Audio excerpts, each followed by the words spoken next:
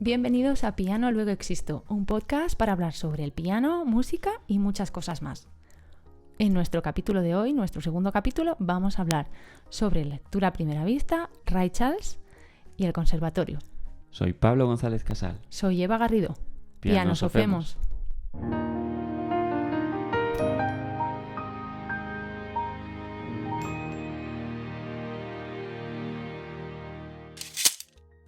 Hoy vamos a hablar de dos temas. Primero vamos a hablar de la lectura a primera vista, la temida lectura a primera vista, y también hablaremos sobre el conservatorio, estudiar música, cuál es la carrera o cuál es la diferencia también entre estudiar música en España y estudiar música en el extranjero.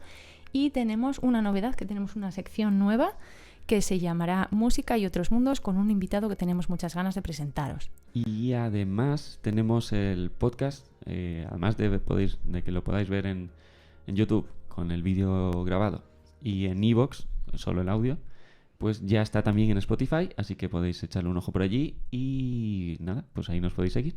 ¿Estrenamos Spotify entonces? Eso es. Claro, me preguntáis que qué es leer a primera vista. Pues yo, según me dicen leer a primera vista, lo único que me viene a la cabeza es amor a primera vista, claro.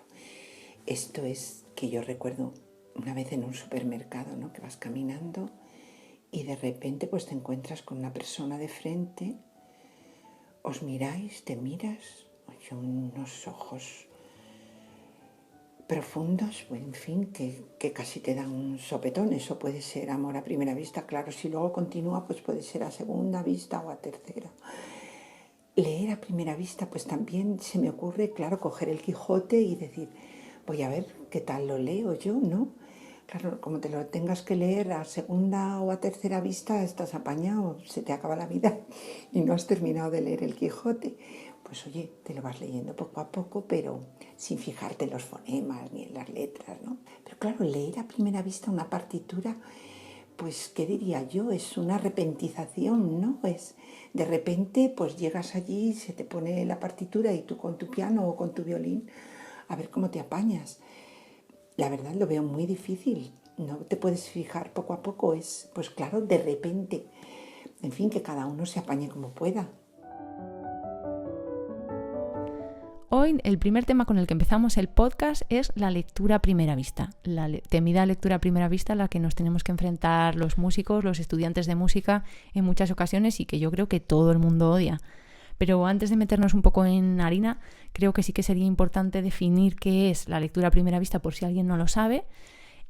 Básicamente es que te ponen una partitura que no has visto nunca en tu vida y te la tienes que interpretar con un poco los recursos o las herramientas que tú tengas para poder leer rápido lo que pone ahí e interpretarlo.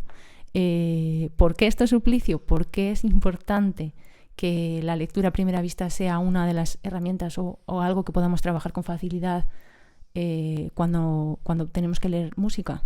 Vale, bueno, pues la lectura a primera vista es importante porque primero permite que estudies obras en mucho menos tiempo, si lees muy bien. Te puede salvar de algún apuro en algún momento puntual.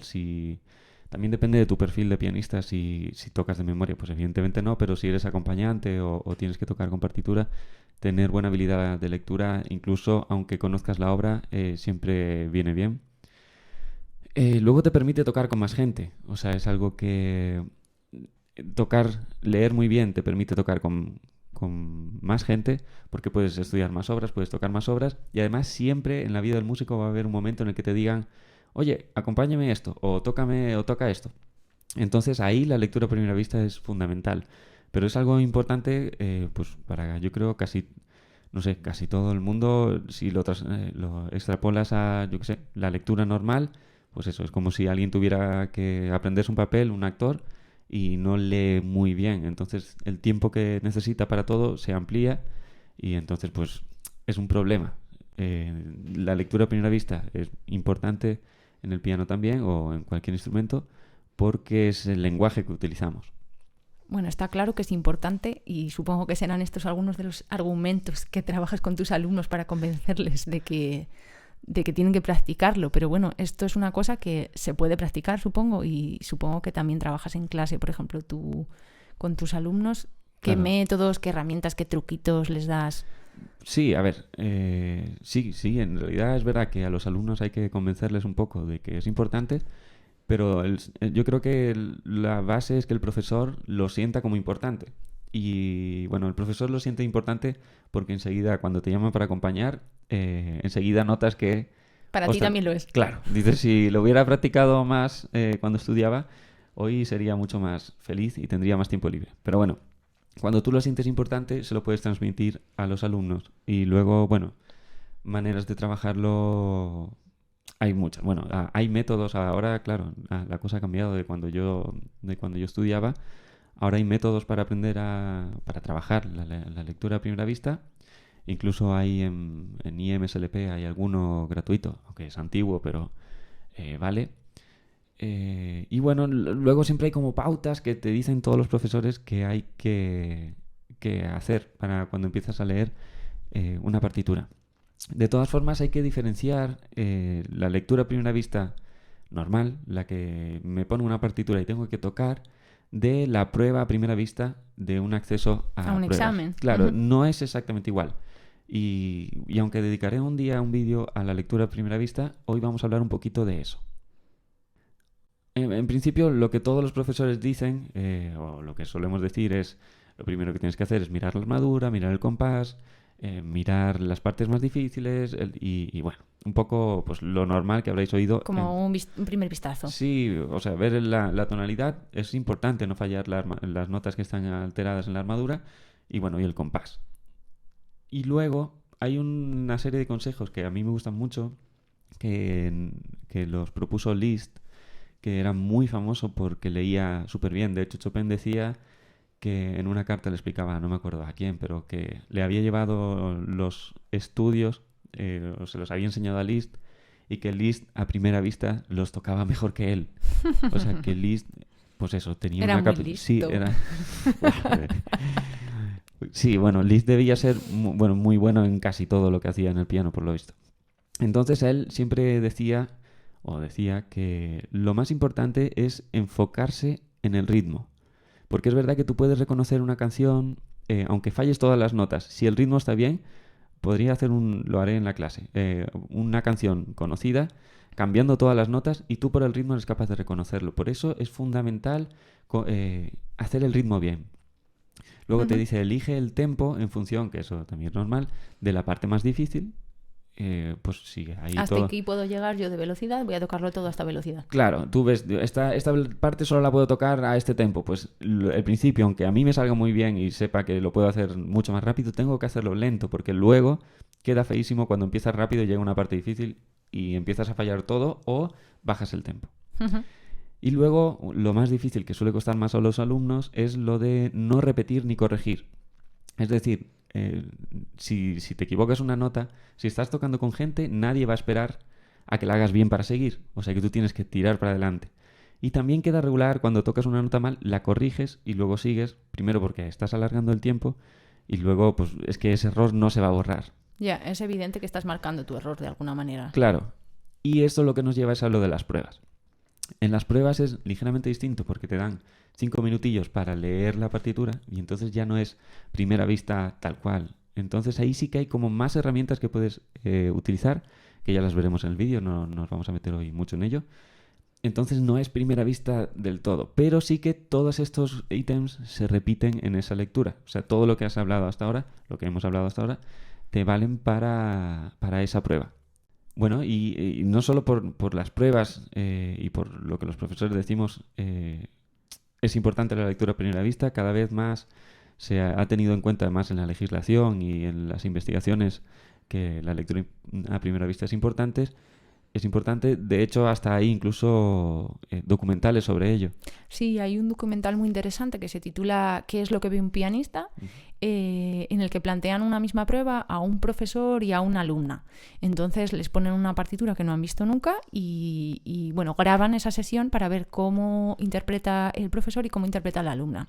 A ver, no porque sea alumna es que sea peor, simplemente que dan por hecho que una persona que lleva más años tocando tiene más facilidades de enfrentarse a una partitura que no ha visto nunca y por eso hacen esta comparación. Es curioso porque sí que es verdad que el profesor consigue utilizar todos sus recursos para centrarse en la partitura, que es lo nuevo para él. No necesita mirar al teclado, no pierde tiempo en mirar dónde coloca los dedos y entonces va adelantándose, va anticipándose y todo su cerebro, digamos que yo creo que está concentrado en, pues ahora viene este compás, estas notas y demás. En cambio, la alumna sí que se nota que necesita mirar el teclado, necesita ver dónde coloca los dedos. Entonces es para ella como un poco más lento el proceso de identificar o de memorizar, de alguna manera interiorizar todo lo nuevo a lo que se tiene que enfrentar. Bueno, y además creo que en el documental, aparte de la lectura a primera vista, pues analizan un poco todo lo que tiene que ver con la vista y el piano y hablan también de cómo afecta cuando tocan de memoria. Sí, o sea que en este caso no solo sería una partitura, sino simplemente tocar una obra, pues eso, que llevas de memoria. El profesor, por ejemplo, aunque sí que, claro, miras el teclado, no necesita o no mueve tanto la vista a los extremos del teclado y necesita un rango menor, digamos, porque tiene mucha más facilidad en lo que comentamos. En realidad es más o menos lo mismo. Tiene mucho más interiorizados en la posición de la mano o lo que sea y no necesita mover tanto la mirada. En cambio, la alumna se ve que sus ojos se mueven de manera como mucho más intempestiva, de arriba para abajo. Bueno, cada uno la obra que interprete, pero sí que hay como una diferencia bastante interesante en cuanto a eso, ni siquiera una partitura. La vista es importante y la vista se estudia incluso para este tema, por ejemplo. Claro, yo no creo que sea, o sea, no es tanto, en el documental hablaban, la alumna no era principiante, era ya una alumna mayor, o sea, mayor, bueno, de mi edad más o menos, a lo mejor un poco menos, pero es un poco como el profesor no necesitaba mirar para pequeños saltos, a lo mejor de tercera o cuarta, y la alumna sí que intentaba asegurar echando un vistazo rápido y eso, bueno, pues es más información que tienes que procesar en la misma hora, por eso, pues bueno, ahí se nota un poco también la experiencia del profesor y la diferencia entre una persona que lo trabaja y una persona que no, porque la lectura a primera vista se trabaja y bueno, hay gente que tiene más facilidad, pero también hay profesores que no leen muy bien a primera vista. O sea que es todo como si fuera un deporte, hay que seguir estudiando, hay que seguir trabajando. Y cuanto más lees, mejor lo harás. Y cuanto menos leas, pues más te costará. Claro, entonces cómo se utiliza la vista podría ser un factor determinante, por ejemplo, para ver cuál es el nivel del pianista. Pero bueno, entonces nos podríamos plantear qué ocurre con los invidentes, por ejemplo. Pues mira, yo una vez yo siempre he tenido curiosidad por eso, a raíz de ver una película que se llama Ray Charles, que es sobre el pianista, bueno, y cantante. Que era, pues eso, yo digo, pues esa música a mí me encanta tocarla, es la que a mí me gustaría tocar. Pero bueno, él en la película cuentan, es un poco spoiler, si no la has visto, te la recomiendo y nada, me perdonas por contarte. Pero bueno, él no... adelanta 30 segundos. Él no nació siendo ciego, él se quedó ciego cuando ya tenía unos cuantos años. No muchos, pero era un niño, pero se quedó ciego. Y entonces él aprendió pues eso, a ser invidente en la manera que se pueda hacer. Y entonces él aprendió a tocar el piano, bueno, él creo que ya sabía un poquito, pero se supo adaptar. Y bueno, a mí me llamó mucho la atención, era una música que me gustaba y me llamó mucho la atención. Entonces un día me propuse, yo me acuerdo, creo que fue cuando cumplí 30 años, me hice una lista de cosas que quería hacer ese año. Y una de ellas era componer una canción con los ojos vendados y tocarla en público con los ojos vendados. Entonces, creo que luego podemos poner un fragmentillo por ahí, que alguien del público que grabó en algún fragmento, porque no la tengo grabada en ningún disco. Y bueno, componer me resultó más difícil. Lo que más me pareció la mayor dificultad fue acordarme de las cosas que iba componiendo nuevas y lo que iba cambiando, porque tú vas componiendo y dices, pues aquella parte no me gusta, la cambio. Componías y no apuntabas. Claro, no apuntaba, claro, porque claro, como luego no lo podía leer, pues todo de memoria. Entonces lo hice todo de una sentada, porque tampoco yo tenía mucha práctica. Entonces me senté y la compuse entera. Y eso me pareció lo más difícil. Y luego, al tocarlo en público, es verdad que estás un poco más nervioso. Bueno, si llego haciendo todo el concierto a ciegas, supongo que sería lo mismo, pero yo eso no lo ponía de entrada porque era un poco heavy. Empezar el concierto a ciegas era demasiado a lo mejor.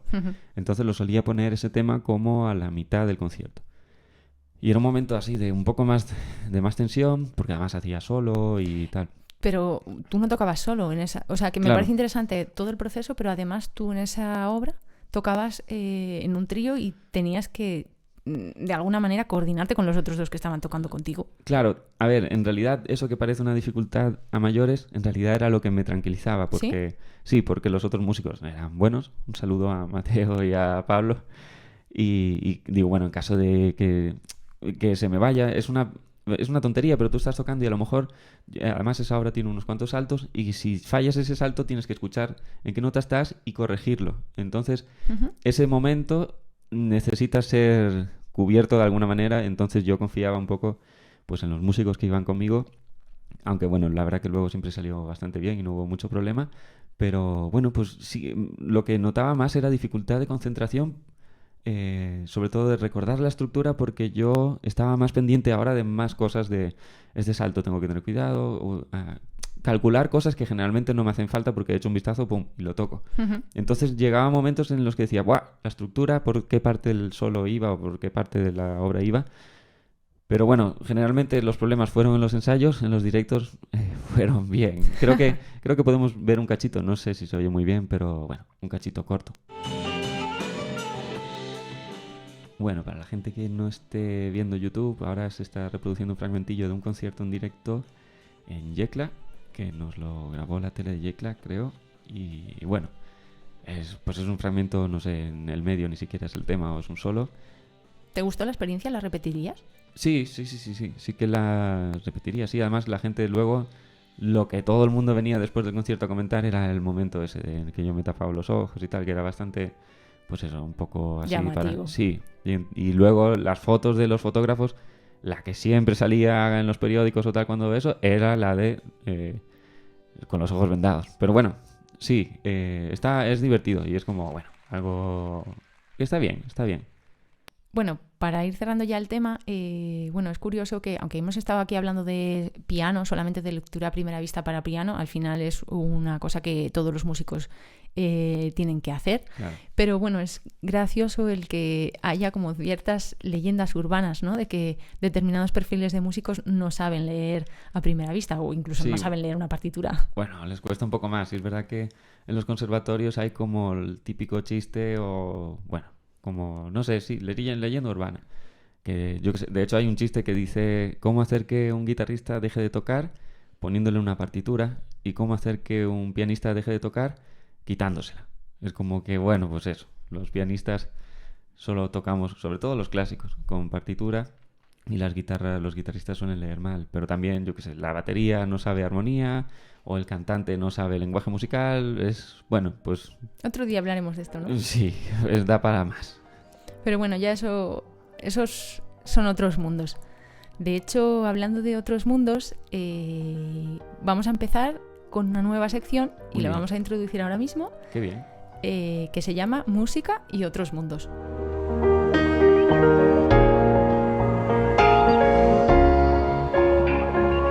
Empezamos hoy una sección que me hace especial ilusión porque viene de la mano de una persona que admiro profesionalmente, que siempre tiene cosas muy interesantes que contar y además es un gran amigo y me hace mucha ilusión que participe en este podcast. Él es Mané Cuadrado y viene a presentarnos Música y otros mundos.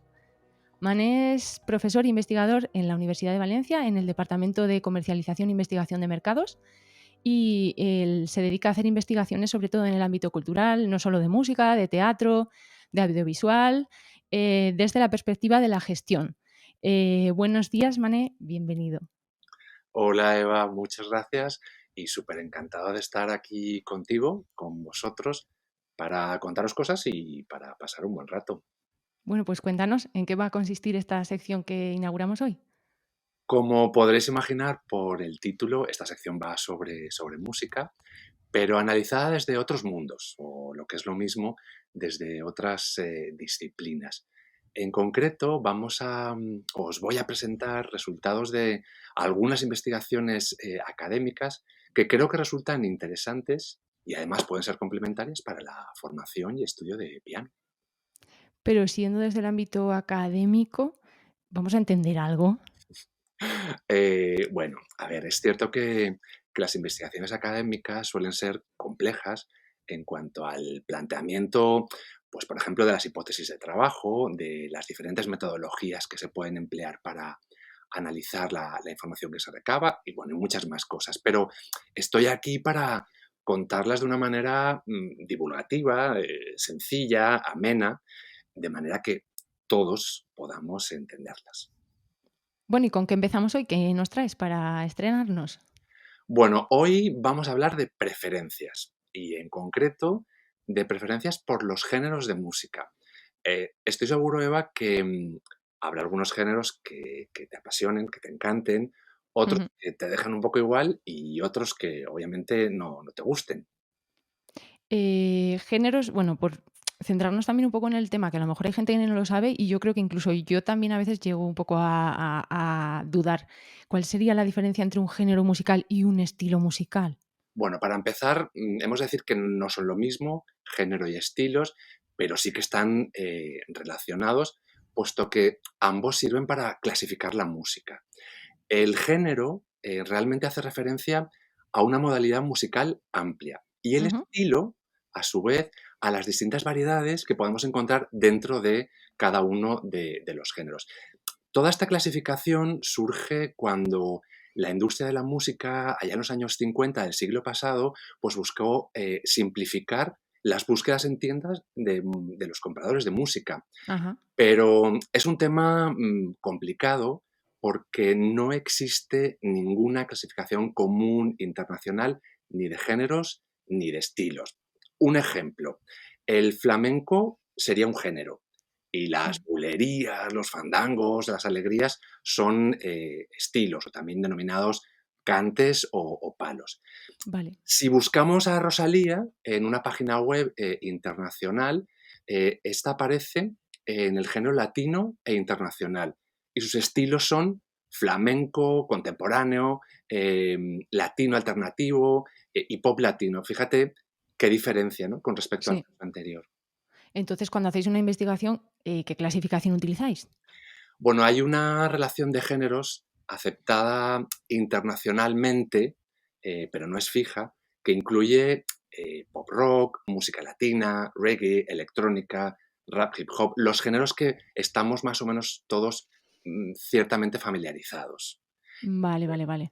¿Y Y según cómo el se entorno, mide? perdón, según el Ah, entorno, pues se añaden otros. No es lo mismo el entorno español que el sudamericano o el asiático. vale, vale, vale. Entonces vosotros os ceñís, digamos, dentro de la clasificación internacional y el entorno en España.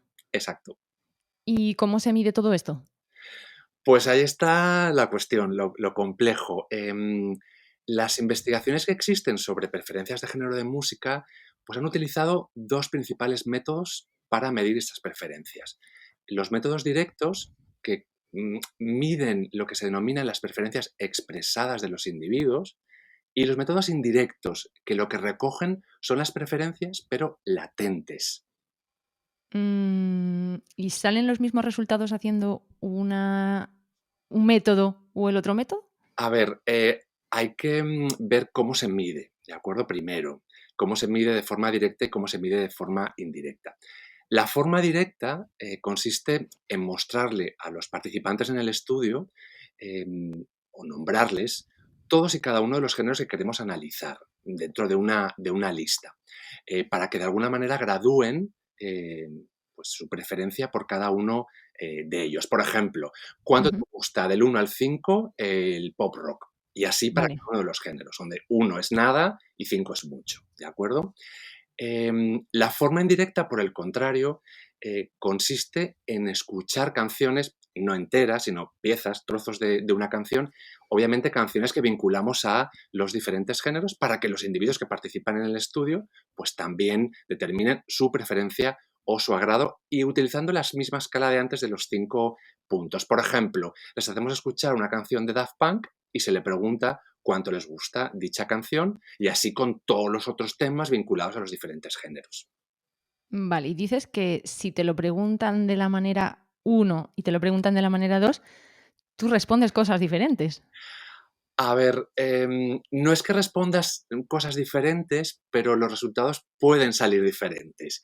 Ujú. Fíjate, Eva, con mis compañeros de universidad, Juan Montoro y María José Miquel, hemos realizado un estudio recientemente sobre medición de preferencias utilizando ambos métodos y para ver si existe diferencia o divergencia según la manera de preguntarlos.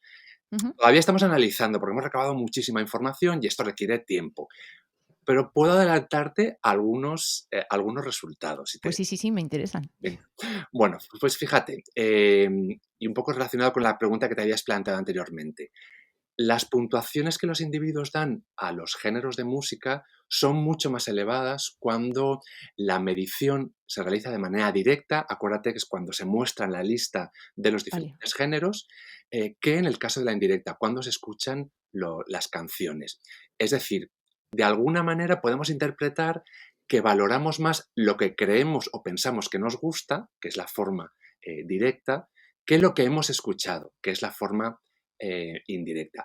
Eso sí, Eva, hay que tener cuidado, hay que ser cautelosos porque, fijaros, con el método indirecto estamos haciendo que los individuos valoren una canción y una canción o un tema Ya. no es representativo para nada de un género. ¿De acuerdo? Evidentemente puede ser que justo esa canción, por lo que sea, te guste demasiado o te guste O no demasiado te poco. guste. Exacto, pero claro, no podemos someter a un entrevistado a que escuche cientos de canciones. Sería agotador y al final no sabría ni lo que está valorando, ni qué puntúa, ni qué le gusta o qué le disgusta, ¿no? Y luego lo que estabas tú comentando, hace mucho el conocer la canción o no conocerla, es decir, Claro. la familiaridad, que sin duda puede conocer tu nivel de agrado o preferencia por un género u otro. Bueno, ¿y los resultados? ¿Cuáles son esas preferencias? ¿Qué resultados os dan? Bueno, te cuento, de manera muy, muy simplificada, porque si me extendiera, pues ocuparía varios podcasts. A ver, en el caso de la medición indirecta, cuando los individuos valoran las canciones, las más Ujú. valoradas, y nosotros suponemos, por tanto, que son los géneros más valorados, son el género de cantautor o cantautora, el rhythm and blues y a continuación la electrónica. Sin embargo, en el caso de la medición indirecta, los géneros cambian. Pop rock internacional es el primero, cantautor en esta vez es el segundo y pop rock español el tercero. Por eso podemos decir de alguna forma que la música de cantautor-cantautora, desde Serrat hasta Adele, es la preferida para nuestra muestra, que es un grupo de individuos que forma parte de una población entre 18 y 65 años. Ujú. Y con todos estos datos que habéis recopilado, ¿qué hacéis? ¿Qué se puede hacer con investigaciones de este tipo? Bueno, los resultados sirven para mejorar la forma, en este caso, de medir las preferencias de cara a un futuro a nivel científico, pero a nivel profesional, que también es interesante y para eso se llevan a cabo las investigaciones, pues sirven para ayudar de alguna manera al sector, en este caso al sector de la música, a tomar decisiones. Por ejemplo, que una plataforma streaming pues titule sus playlists que prepara para sus oyentes o para sus suscriptores, no utilizando el género como etiqueta, sino pues a lo mejor los motivos o los beneficios buscados por parte de los oyentes, ¿no? Música para hacer deporte, música para enamorarse, música para Ujú. desconectar o relajarse, Eso etc. que es tan habitual ahora, ¿no? El ponerle un nombre Claro, así. exacto, evitando la etiqueta del género como tal. Ajá. Bueno, pues muchísimas gracias, Mané, por toda la información que nos has dado. Súper interesante, pero bueno, no podemos tampoco explayarnos demasiado. Lo sé. Sí que me gustaría que nos adelantaras un poquito de qué va a ir el próximo. Vale, pues adelanto un poquito y decir Solo. el próximo podcast, sí, solo, nos vamos a centrar en uno de los géneros, en concreto en el género rap hip hop. Y ahí lo dejo. Vale, muy bien, pues nos quedamos con las ganas entonces hasta el siguiente. Ok. Muchísimas gracias. Nos vemos en el próximo. Gracias a ti, Eva. Hasta el próximo. Chao. Vamos, vamos, vamos. ¿Qué decía yo de los vecinos de mi hija, verdad? Pues anda. Que mi vecina se ha quedado corta. Va y me dice esta mañana, oye, ¿y qué dices que estudiaba tu nieto? ¿Música? ¿Ah? ¿Y qué más? ¿Y qué más? Bueno, y ahora vamos a hablar de lo que supone estudiar música, que como dice el chiste, pues parece que para muchos es nada, un hobby, ¿no? Y al final resulta que la carrera de música o estudiar música es una carrera de fondo, son muchos años, muchas horas de dedicación, pero bueno, pues sí, ha habido muchos momentos incluso en la legislación que no se ha tenido muy claro si, por ejemplo, estudiar una carrera superior de música te equivale a una licenciatura o a un grado o no. Sí, aquí en España ha ido variando la equiparación de la titulación, pero bueno, parece que ahora vuelve a cambiar ya, bueno, pues lo importante es hacerla, aprender y bueno, pues que se haga lo que se pueda y ya está. Tú no puedes hacer nada, no podemos hacer nada con eso, o sea que vamos a seguir para adelante. En realidad un poco también queríamos poner sobre la mesa, porque a lo mejor hay mucha gente que queréis estudiar música y no lo tenéis claro también, cuántos años supone esto, qué hay que hacer, por dónde se empieza, Vale, sí, podemos hablar un poco de eso.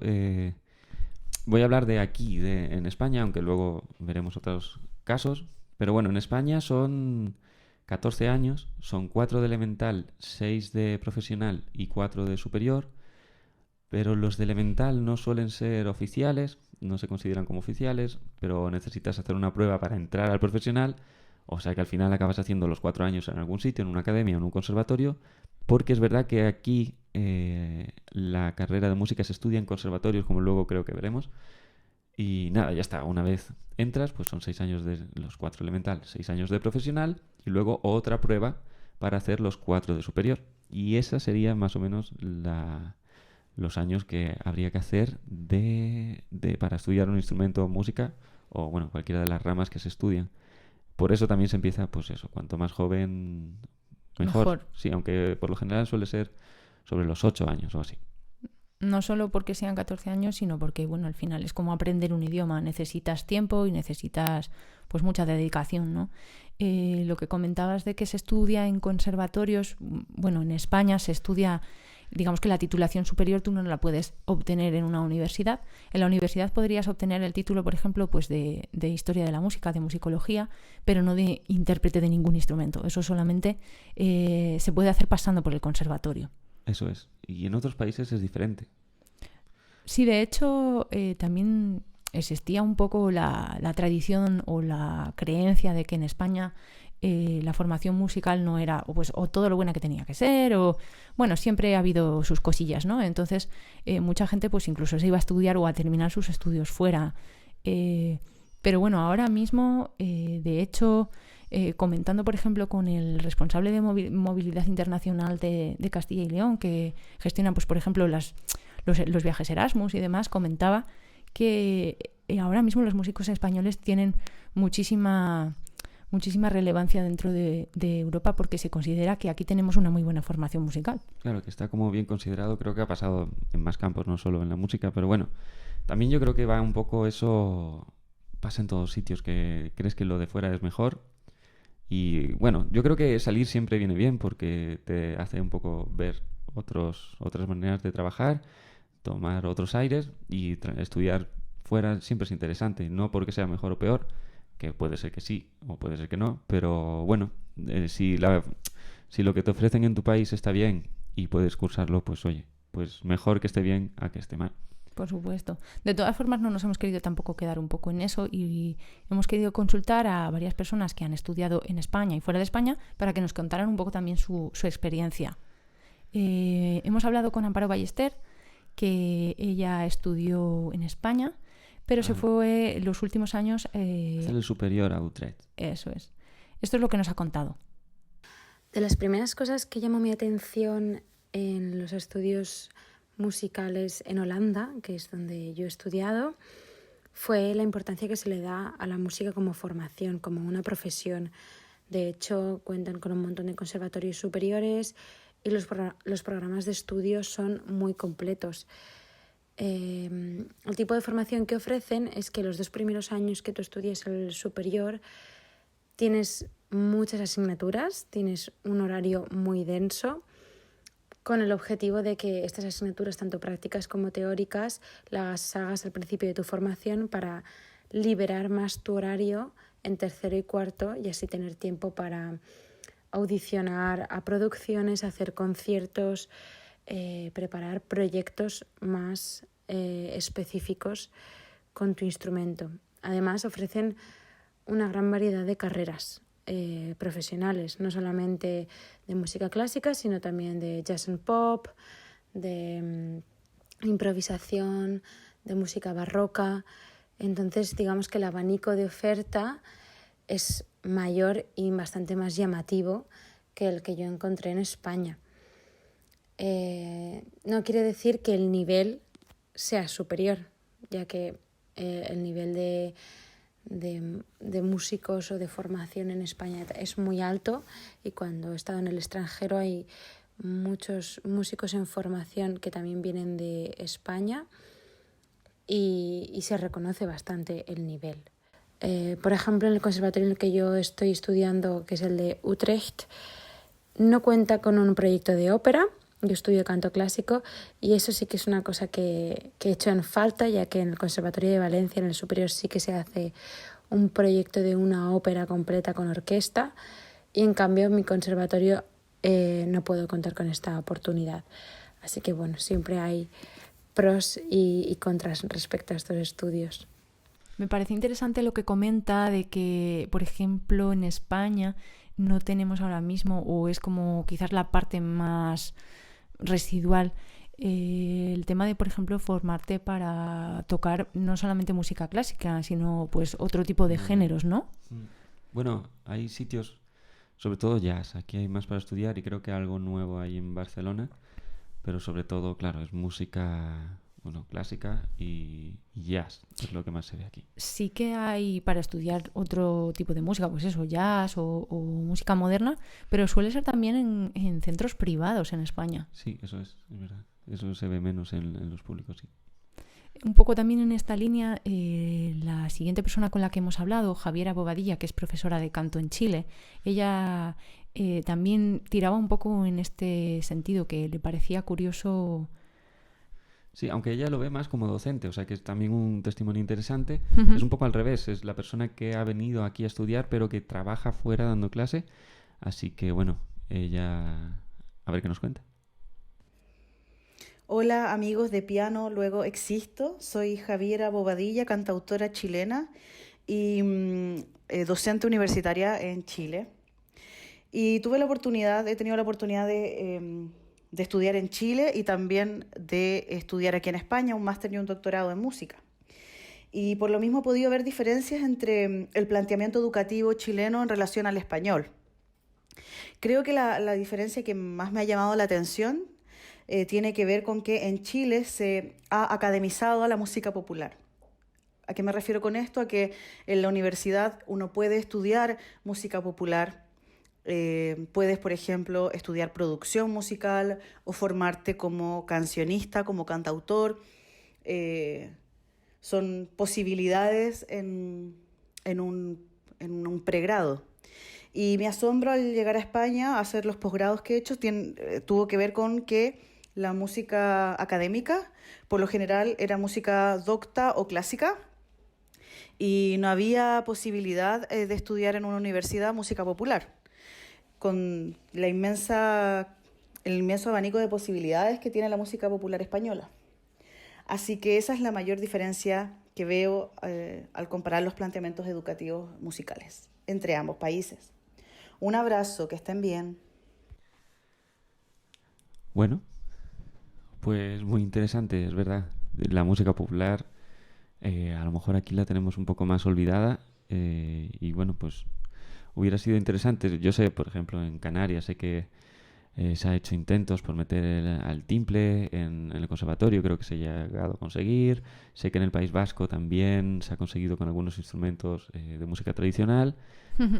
O sea que bueno, se ha hecho alguna cosa, pero no es tan en serio, no tan con todas las asignaturas que se podrían desarrollar, todas centradas en aprender la música tradicional. Un currículum completo, a lo mejor que tuviera una formación más amplia en ese sentido, ¿no? Bueno, pues eso, es ver siempre otras opiniones, otros testimonios de otros sitios, te abre un poco la visión, te abre un poco el pensamiento de, pues, ¿por qué no se podría hacer aquí? Y bueno, también, sí, ¿por qué no? ¿Por qué no? Podríamos, seguro que ya hay mucha gente intentándolo, plantear, esforzarnos un poco porque se amplíe un poco el abanico de, pues eso, carreras musicales a estudiar. Probablemente llegará, yo creo que sí. De todas formas, es verdad que tenemos gente aquí en el canal que no solamente son de estos países y a lo mejor os apetece también compartir con nosotros cómo se estudia en vuestro país, y a nosotros también nos interesa saber, porque bueno, creo que aprendiendo un poco de qué se hace en otros sitios y qué cosas, pues eso, incluso con los comentarios que ya nos han dicho, creo que también ya sirve para pues poner sobre la mesa un debate o plantear ciertas posibilidades en el estudio de la música que se podrían introducir en España. Bueno, pues hoy hemos hablado de la lectura a primera vista, de música y preferencias musicales, de todos los cursos que hay que hacer para sacar una carrera de música, y si solo estudias eso, aunque bueno, que sepas que si quieres estudiar a tu ritmo, quieres aprender piano a tu ritmo, tienes los vídeos del canal de Piano Luego Existo. Y bueno, pues por hoy creo que podemos ir cerrando. Sí, daros las gracias por estar ahí, y tenemos ya preparado lo que será el próximo capítulo. Por si queréis, os damos un pequeño anticipo. Vamos a hablar de improvisación y de creatividad en la educación. Genial. Pues nada, ahí os esperamos en el siguiente. Esto ha sido todo por este segundo capítulo. Nos vemos en el próximo. Gracias por estar ahí.